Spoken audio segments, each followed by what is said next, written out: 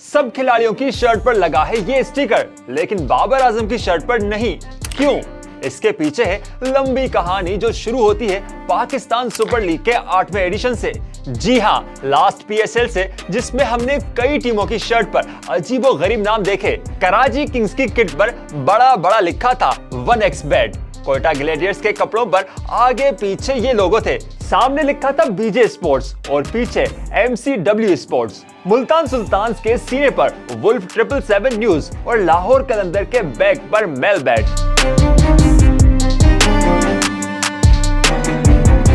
ये कैसी कंपनियां हैं, क्या बेचती हैं? जाहिर तो यही करती हैं कि खेलों का सामान बेचती है या फिर खबरों की वेबसाइट्स हैं, लेकिन हकीकत ये नहीं, वो तो बहुत भयानक है।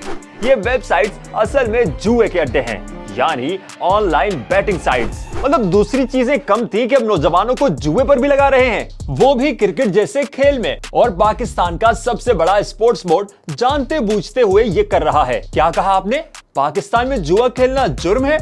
बिल्कुल है। तो सवाल पैदा होता है कि ये कंपनीज काम कैसे कर रही थी। इसके पीछे है एक मार्केटिंग स्ट्रेटजी जिसे कहते हैं सरोगेट एडवर्टाइजिंग। ये स्ट्रेटजी अपनाई जाती है उन प्रोडक्ट्स के इश्तहार चलाने के लिए जिन पर असल में पाबंदी हो। तो नाम इस्तेमाल किया जाता है असल प्रोडक्ट का या उससे मिलता जुलता, और सामने रखी जाती है कोई दूसरी प्रोडक्ट। आप बिल्कुल ठीक समझे, बैट की जगह बैट का इस्तेमाल करके यही धोखा दिया जाता है।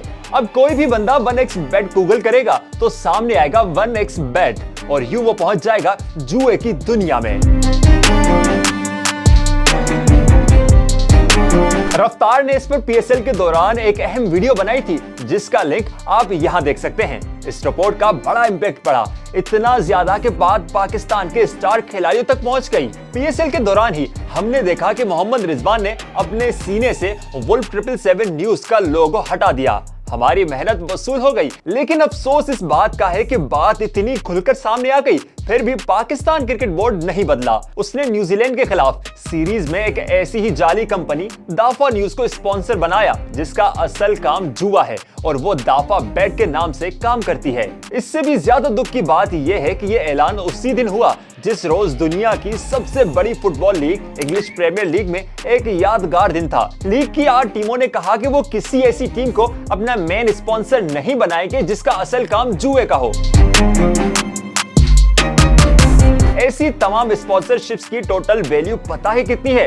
6 करोड़ ब्रिटिश पाउंड्स, यानी 22 अरब पाकिस्तानी रुपए। पीएसएल की अपनी टोटल वैल्यू भी बस इसके करीब करीब होगी।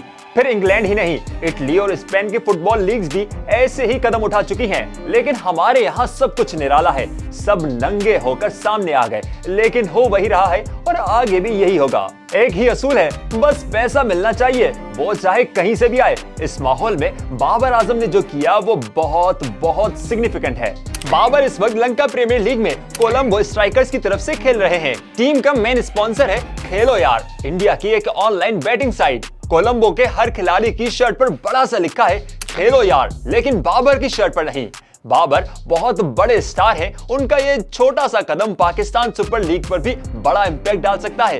पीएसएल में बाबर पेशावर जल्मी की तरफ से खेल रहे हैं, जिसने किसी ऑनलाइन बैटिंग साइट की ऑफर कबूल नहीं की, लेकिन मुल्तान सुल्तान का मामला अलग था। उसके सीने पर वुल्फ 777 न्यूज लिखा था, जो असल में जुए की वेबसाइट वुल्फ 777 का जाली ब्रांड है।